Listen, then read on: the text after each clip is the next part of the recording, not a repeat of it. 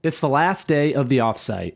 The meetings were productive, the energy was contagious, exactly what the team needed. The CEO pulls you aside to say, "Thank you, this was next level." And you smile because it felt that way to you too.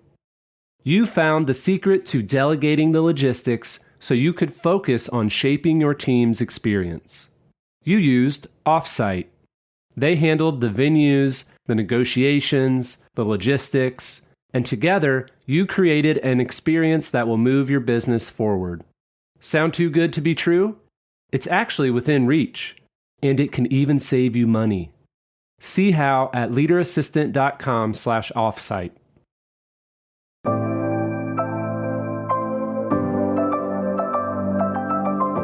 The Leader Assistant podcast exists to encourage and challenge assistants to become confident, game-changing leader assistants.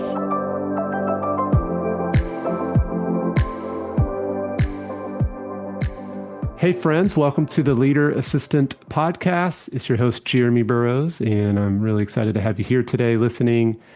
You can check out the show notes for this conversation at leaderassistant.com/389.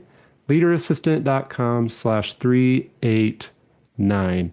So 389, side note, I am very excited that I am so close to episode 400. That's kind of wild to think about. But back to today's conversation. I'm very excited to be speaking with Mia Lane. Mia is a senior executive assistant, and I have been connected with Mia for a while, but I think we first met. Where did we meet? Which city were we in? Was it Seattle?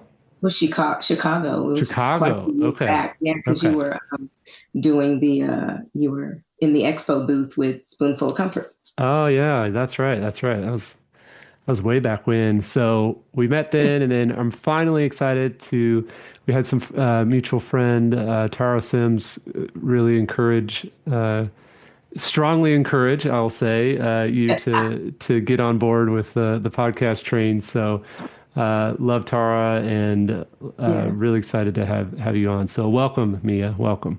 Yeah, thank you for having me, Jeremy. And what part of the world are you in? I am based right outside of Dallas, Texas. Awesome. And I've lived here for about 32 years, originally from Kansas, but Dallas is now my home. Nice. And what do you like to do when you're not working? When I'm not working, I like to get a nice massage, 2-hour massage, a lot of self-care going on. I also I've recently started walking, so I'm getting to the point where one of my good friends encouraged me, and I walk 2 or 4 miles with her, and we conversate while we're on the phone, and it's nice. It's nice. Wow, that's great, Yeah. and it's healthy, very healthy.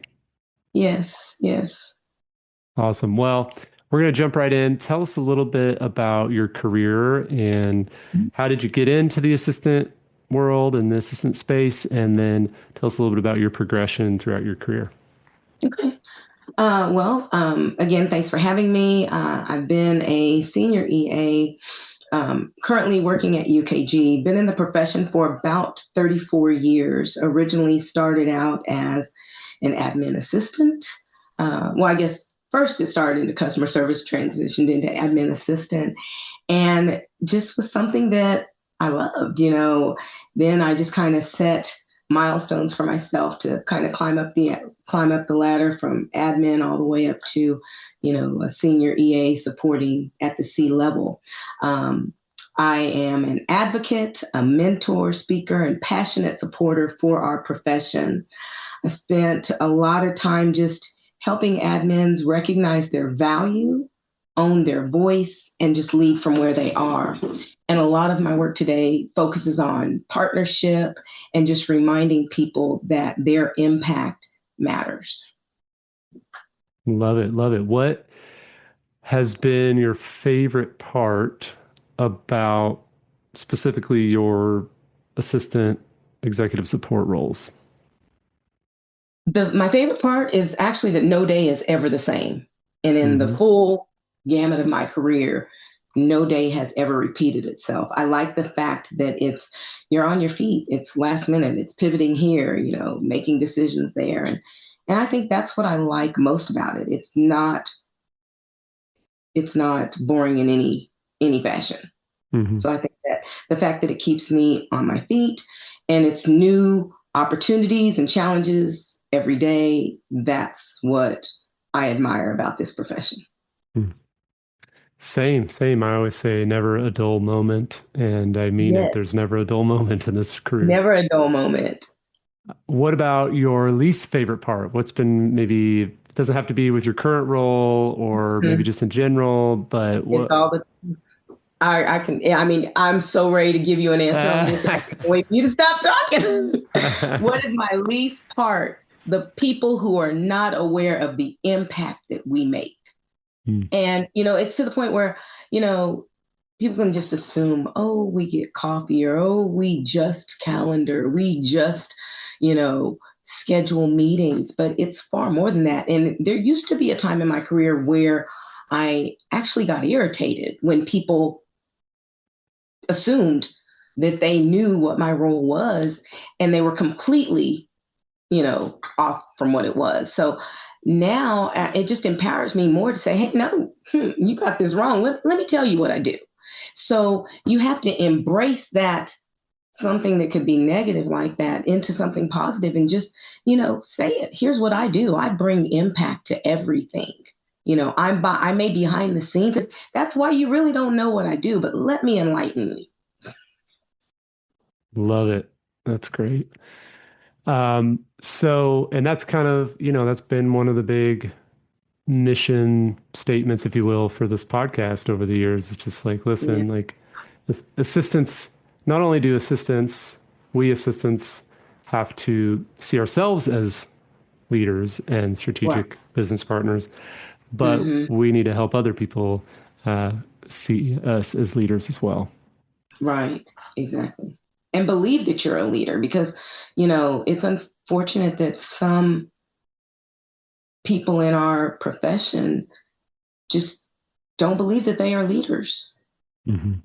And that plays a big part of our role, Yeah. Great. Well, let's jump into the topic of this idea of having the right people in your corner. And I just want you to, for those that have been listening for a while, that I like to ask my guests, hey, what topics do you want to talk about? What are you interested in? What are you excited about? What's going on in your career? What have you done throughout your career that you'd like to highlight? And you mentioned the idea of advocacy, and then the power of strategically having the right people in your corner, and then also self-advocacy. And then also this idea, I'm kind of throwing a bunch at you now just to kind of get us going, but the idea of the difference between a mentor and a sponsor. And so what is the maybe first practical step listeners can take to start building a strategic circle of support, getting the right people around you? Yeah, I would say that you have to pay attention to who genuinely sees your potential and consistently supports your growth. You have to build relationships before you need something, because having the right people can totally change the direction of your career. So it's, and building those relationships comes from networking, of all things. So I think that's really important. What's been your number one networking hack over the years? Networking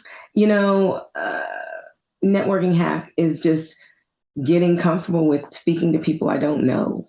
It's not easy, and it may be while I'm grabbing a morning Starbucks, where I'm carrying a conversation on while I'm waiting for my coffee to come up. But, usually I would just be there and I'd be on my phone just scrolling. But now I make it a point to speak to someone that I don't know hey, good morning, how you doing?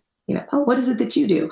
And that didn't happen like initially. That happened like halfway through my career is where I kind of had, the epiphany and things just changed and I became a different person.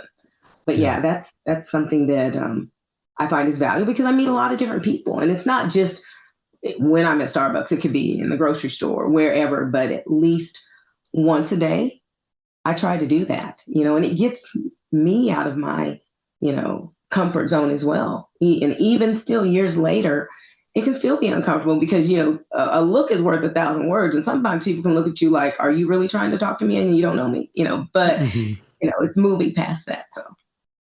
Nice. So then let's put it in maybe the work context, Hmm.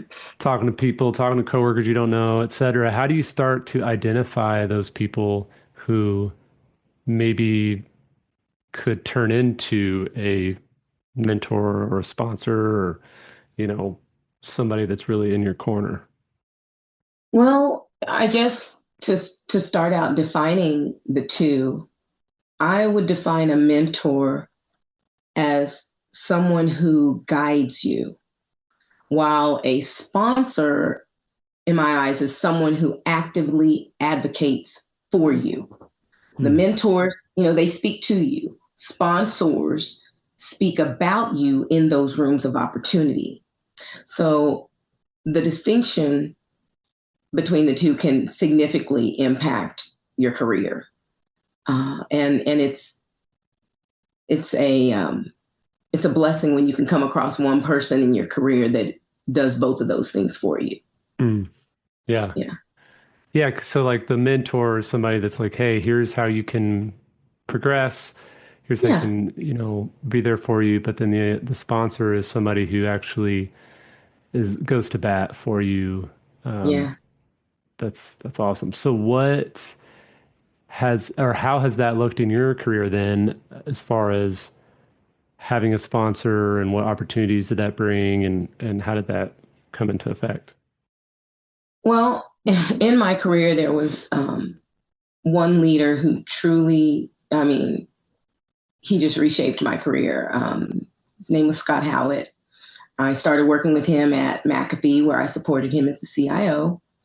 And about 2.5 years into our partnership, he left and he went to UKG as the chief digital officer. And I followed him to support him there. And within a year, he promoted me into managing the team of EAs under his umbrella. So, being that he was the chief digital officer, he had security, he had corporate data and analysis, he had IT, risk, and corporate applications, I believe. No, security is what it was. So, he had those 5 departments under his umbrella. And he said, hey, I am confident in you and I want you to manage the EAs in my organization. And I am confident that you can do it.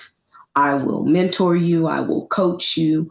But aside from that, you still will be supporting me. And despite me mentoring and coaching you, I will expect you to do the work. And Hmm. I was like, okay.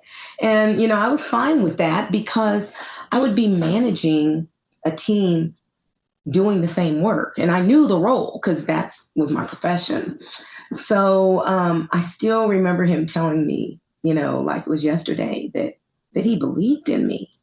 And, through the course of my career, I've supported different executives, and it's like, oh, Mia, you're such a great supporter, and I'm going to take you with me, and I'm going to do this, and I'm going to do that, and until this part of my journey is when someone actually walked the talk, and the level of belief and advocacy and investment in someone's professional growth is rare, and it Hmm. really changed how I saw myself as a leader.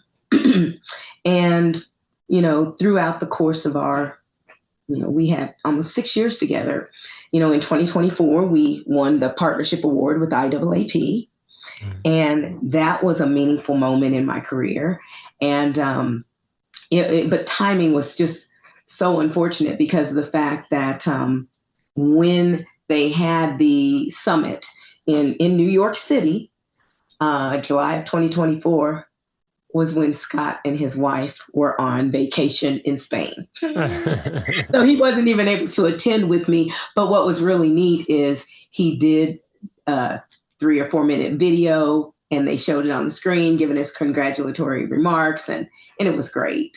But, after 6 years together, he retired. But he still mentors me and coaches me today, and we remain in touch. But, what I learned from that experience was sometimes it just takes one leader willing to believe in your potential before you believe in it yourself. And that kind of sponsorship can change your whole career. And it really did. Wow. So I'm very grateful. I ended up leading for about almost 3.5 years. Wow. And then just recently I have went back as an individual contributor. We had some restructure at UKG, and grateful to be just back in the trenches as an individual contributor doing what I know and love. Wow. So that's amazing, first of all. Second of all, I can't believe that he didn't cancel his Spain trip. I mean, come on, he canceled his Spain trip for you. No, but that's amazing, and really is a career shaping experience for sure. What did that tell us a little bit more about that partnership, like practically speaking? What maybe specific actions did you said it was Scott? Did Scott take that, other than the promotion thing, but like, is there any sort of day-to-day rhythms that you had that kind of morphed into that type of a sponsorship, or just any tips for developing that? Well, when our partnership first started, I went into his office, and I had my clipboard, and I was like, okay, because the former CIO had left. And so it's like, okay, he's not bringing anyone with him. You're it. And so I'm like, okay, well, here you go. This is how I operate. And I was like, boom, boom, boom, boom, boom, things, and this is what I need from you. So, what do you need from me? And he was like, whatever you tell me to do. I was like, okay. But it starts out like, I can't tiptoe. I have to be authentically me. So, speaking transparently right out the gate, that was valuable for both of us, because that was one of the things I said is I want to not only be your assistant, but I want to be your sounding board.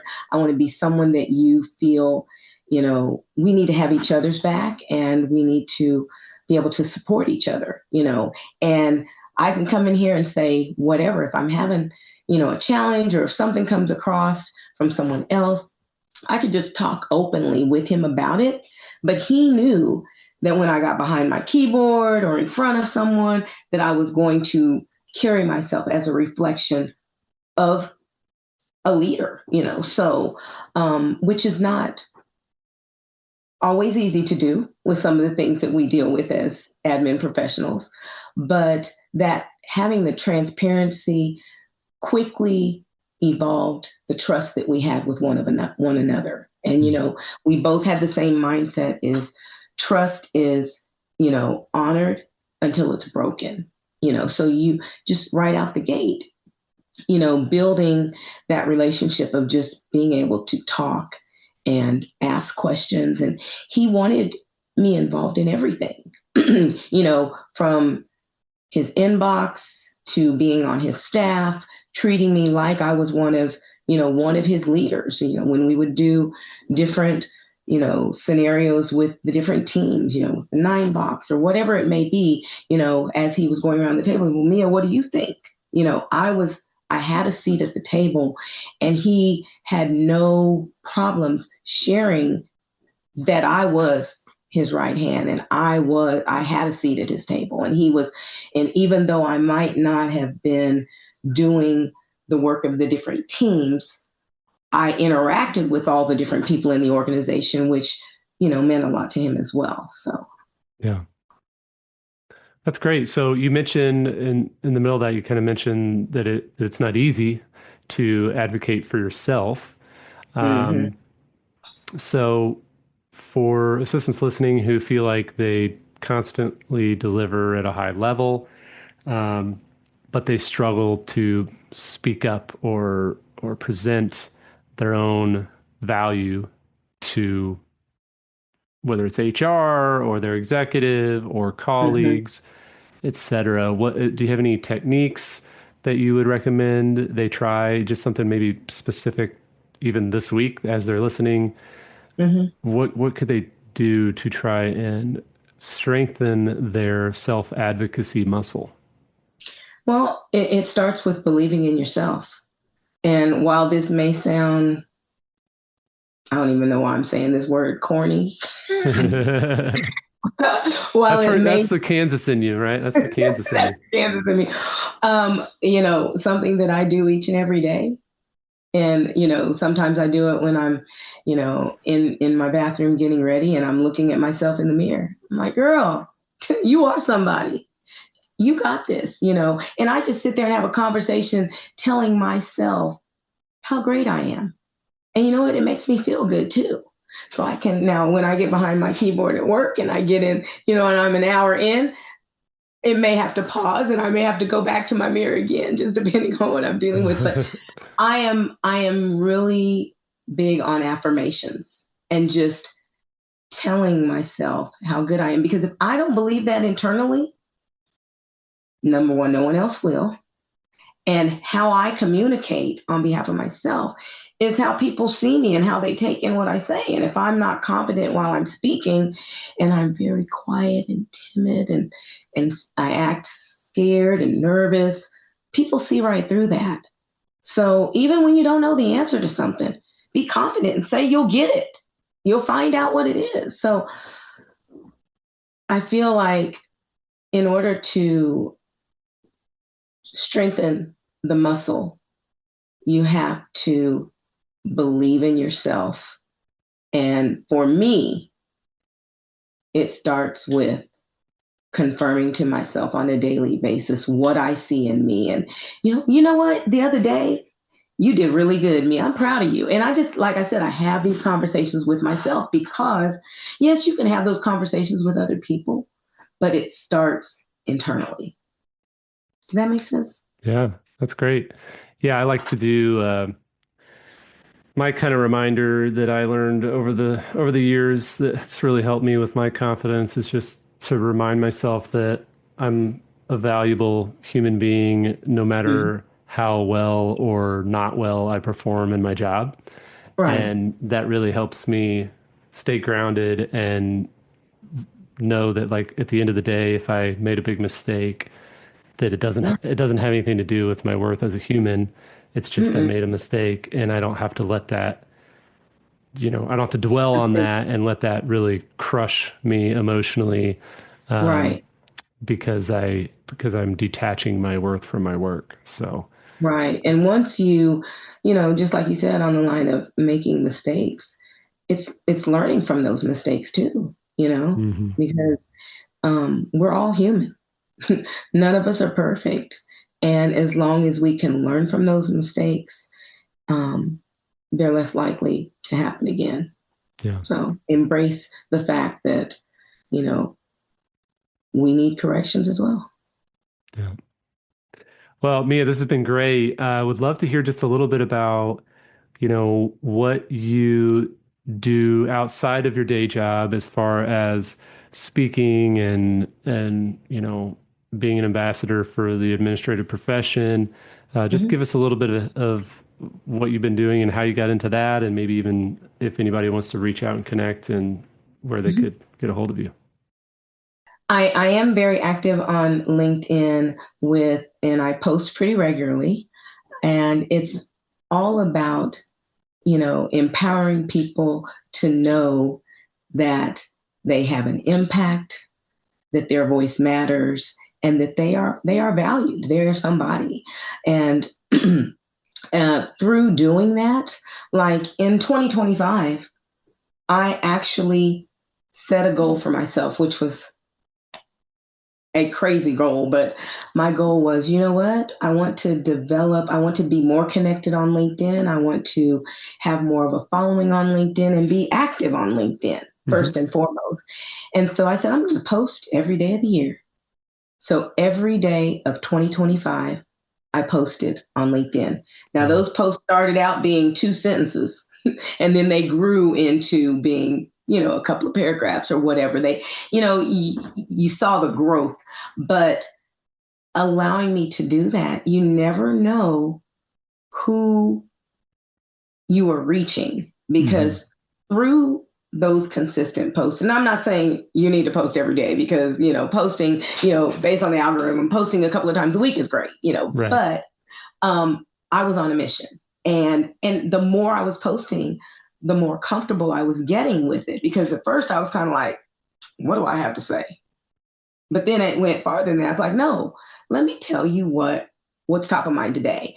And so I became more comfortable in posting, and the way I post kind of changed, and it grew people reaching out to me in my DMs. It landed me, speaking opportunities. People would reach out, and I wasn't setting out to be a speaker. I just wanted to be an advocate for the profession. But in doing those things, while I called it elevating my presence, other doors started opening that I didn't know that I was prepared to walk through.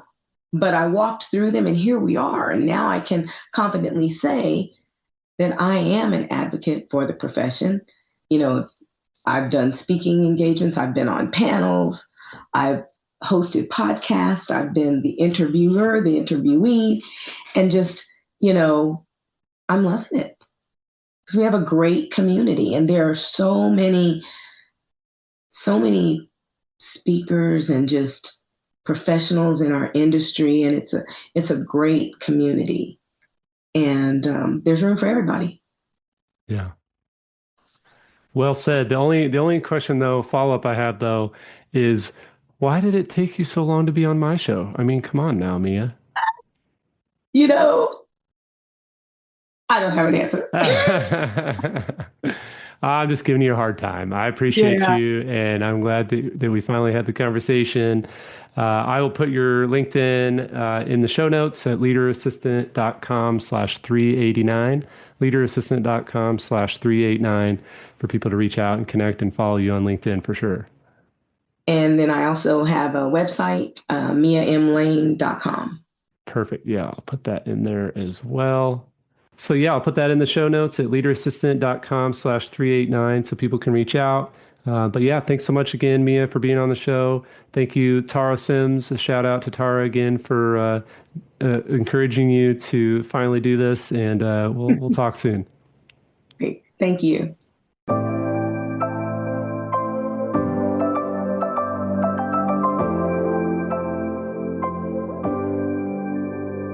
Please review on Apple Podcasts.